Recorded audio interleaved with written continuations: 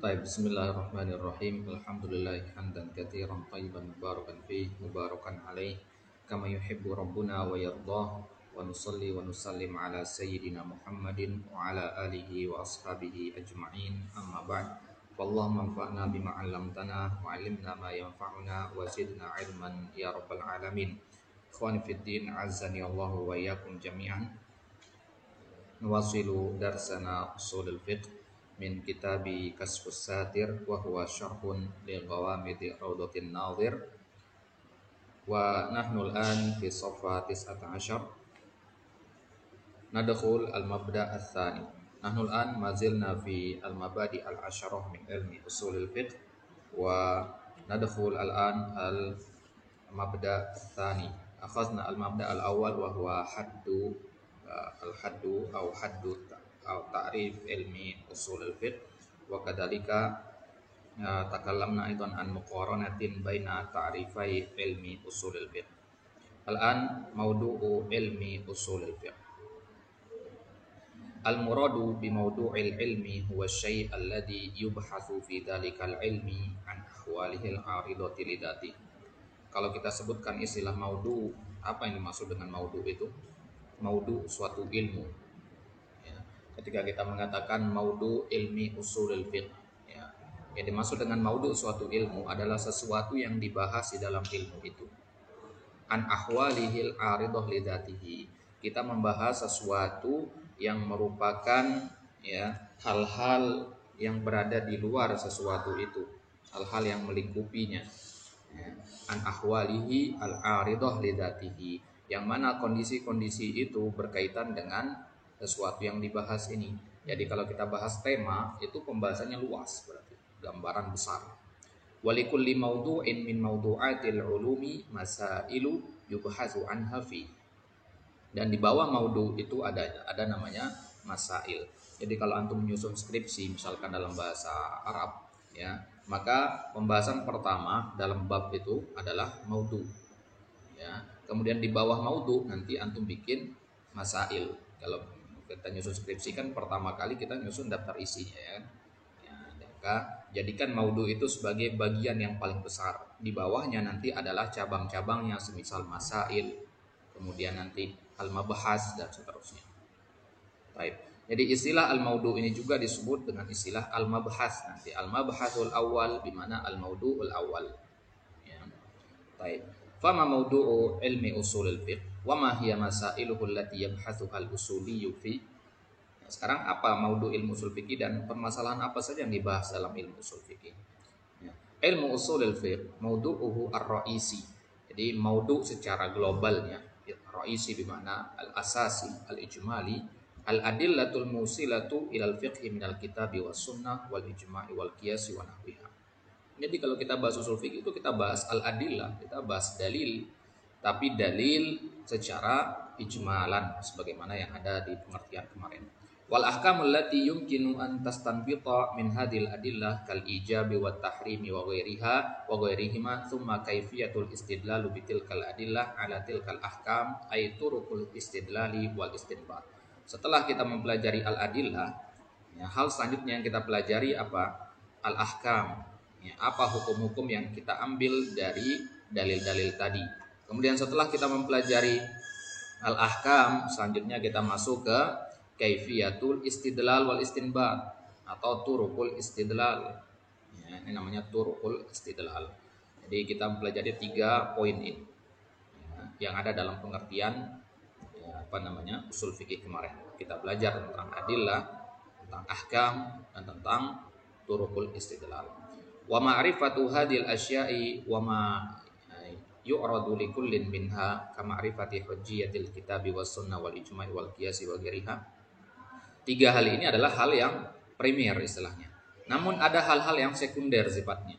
Apa hal-hal yang sekunder? Ini yang dimaksud dengan kalimat wa ma yu'radu likullin minha. Apa maksudnya ya? Wa ma yu'radu likullin minha maksudnya pembahasan yang masih ada kaitannya dengan 3 pembahasan primer tadi.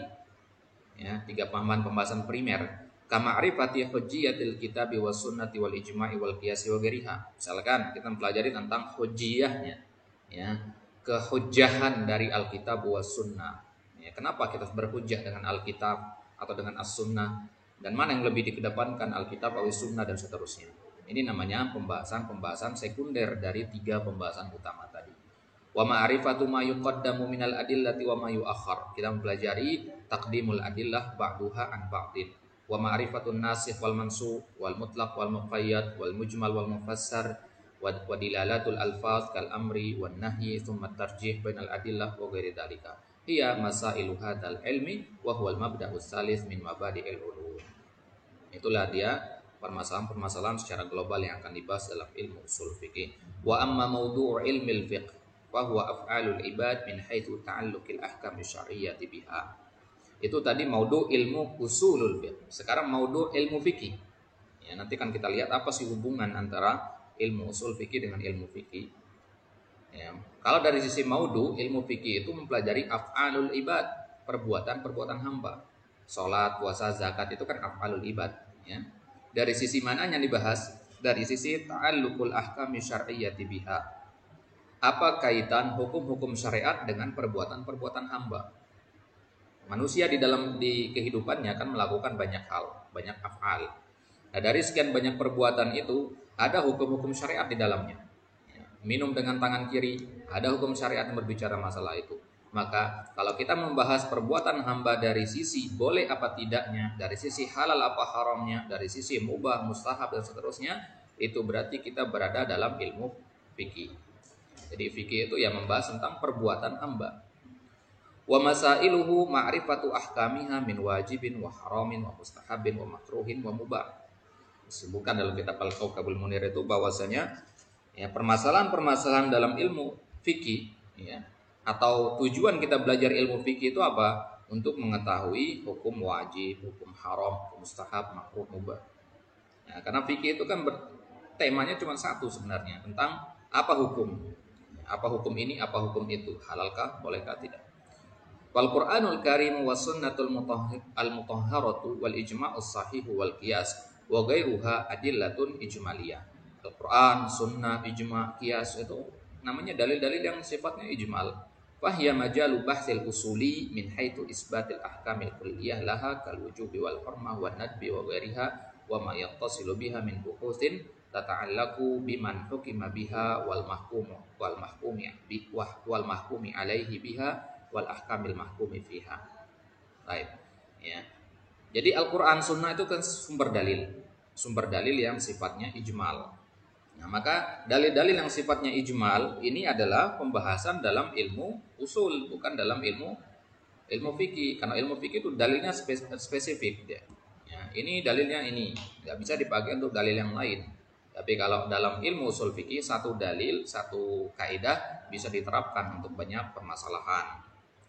Ya, fahya majal bahsil usuli, inilah pembahasan, ya, medan yang dibahas oleh para al-usuliyin min haitsu isbatil ahkamil kulliyah, dari penetapan hukum-hukum yang sifatnya global seperti wajib, haram, mandub. Misalkan kita mengatakan la darara wala dirar atau al aslu baqaun makana ala makana.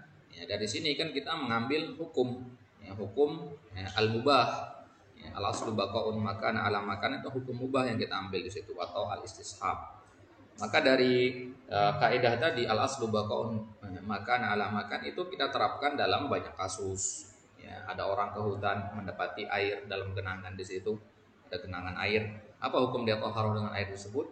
Ya, di kasus yang lain ada orang ke tengah gurun pasir tersesat kemudian mendapati, ya, makanan.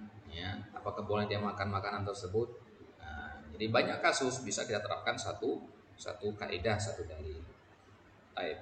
Lantas apa sih perbandingan, komparasi antara tema ilmu fikih dan ilmu usul fikih? Ra'aina anna mawdu'a ilmi usulil fiqh huwa dalilu syar'i wal hukmu syar'i wa kaifiyatul istinbatil hukmi min ad-dalil. Ini pengulangan aja tadi. Ya. Jadi mawdu' ilmu usul fikih ya dalil, hukum, kaifiyatul istinbat atau turuqul istinbat. Wa amma mawdu' ilmi fikih, adapun mawdu' ilmu fikih adalah kama arafna af'alul mukallafin min haitsu ma yathbutu li kulli minha min hukmin syar'iyyin tafsiliyyin. Ya. Jadi kalau ilmu fikih ya af'alul ibad, kalau ilmu usul fikih ya tadi yang 3 hal itu. Wal usuli yabhathu masalan fil awamir al waridah fil kitab was sunnah kay yatawassalu ila al hukmil am alladhi tadullu alaihi bi qat'in nadhar anil masail allati warada fiha al amr. Para ahli usul fikih itu misalkan membahas tentang perintah-perintah yang ada dalam Al-Qur'an dan Sunnah. Yang dengan perintah-perintah yang ada dalam Al-Qur'an dan Sunnah tadi, mereka sampai kepada satu kesimpulan hukum yang sifatnya am. Ya, hukum yang umum, hukum yang global. Ya, yang hukum yang global ini nanti bisa diterapkan dalam banyak permasalahan biqat'in nadhar tanpa melihat kepada permasalahnya. Nah, jadi kalau dalam usul fikih itu ibaratnya A itu bisa diterapkan untuk B, C, dan D. Ya. Tapi kalau dalam ilmu ya, fikih ya, A ya, hanya bisa untuk B, C hanya bisa untuk D, begitu. Baik. Fal bahsu yadhharu lahu fa bil bahsi yadhharu lahu anna al amra idza tajarrada 'an as-sawarifi yadullu 'ala wujubil ma'muri bihi. As-sawarif bi makna ya al-qara'in.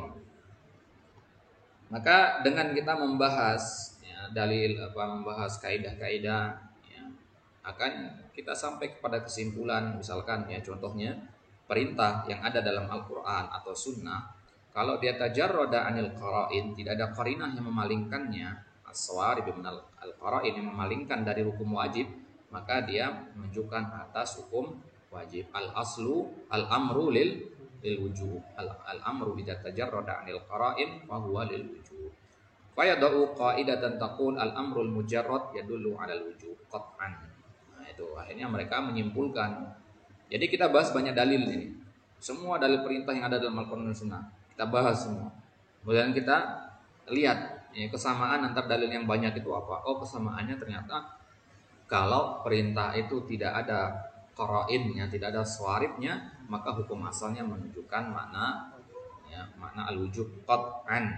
Wa yabhatsu fin nawahi kadzalik. Begitu juga dalam larangan.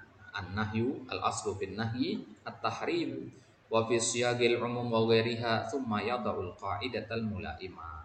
Ya, begitu juga tentang sigo-sigo am dan sigo al-khas sebagainya. Baru kemudian para al-usuliyun menetapkan kaidah yang sesuai.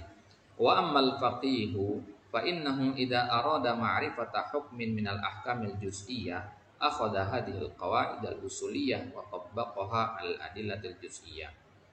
Ini hubungan antara al-usuliyun dengan al-fuqaha. Hubungannya bahwasanya al-fuqaha kalau ingin mengetahui suatu hukum dari satu kasus spesifik maka dia akan mengambil kaidah yang telah ditetapkan oleh al-usuliyun.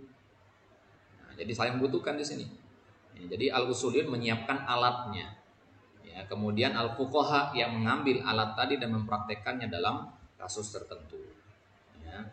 Liyasila bidzalika ila ma tadullu alaihi minal ahkami syar'iyyah yahkumu biha al-af'alil mukallafin. Ya, dengan dalil yang kaidah yang dia dapatkan dari para usuliyun itulah kemudian para fuqaha sampai kepada kesimpulan perbuatan hamba yang ini, permasalahan yang ini, hukumnya ini halal atau haram. Masalan, idza arada istinbata hukmis shalah. Nah, ada seorang fuqaha ditanya apa hukum salat, maka apa yang dilakukan? Fa innahu yabhasu fil adillati tafsiliyatil muta'alliqah bis shalah minal kitab wa sunnah. Maka kemudian dia bukalah Al-Quran, buka Sahih Bukhari, Sahih Muslim, dia lihat dalil-dalil yang berkaitan dengan salat. Wa yajidu qaulallahi subhanahu wa ta'ala. Ketika dia membuka Al-Quran, dia mendapati firman Allah, wa aqimus shalah. Fayanduru fi hadzal dalilil juz'i, fayajidu fihi al-amra bi iqamatis shalah mujarradan an ayyi sarifin. Ya, ketika si fuqaha ini tadi melihat ayat wa aqimus shalah, ya, maka dia melihat ini sebagai dalil yang spesifik. Ya, dalil yang spesifik memerintahkan untuk menegakkan salat mujarradan an ayyi sarif, terlepas dari ya sesuatu yang memalingkannya, pemalingnya. Fa fi hadhil halah yastakhdimul qa'idatal usuliyatal mubayyinata li hukmil amri allati taqul al amrul mujarradu yadullu 'ala al-wujub. Maka dalam kondisi seperti ini akhirnya si fuqaha tadi apa? Dia lihat kepada kaidah yang telah ditetapkan oleh para al-usuliyun yang menjelaskan hukum amr. Ya, karena dilihat wa aqimus shalah pada ayat ini, dilihat ayat yang lain wa aqimus shalah juga, dilihat ayat-ayat yang lain perintah untuk sholat itu semuanya dalam bentuk konteksnya amr.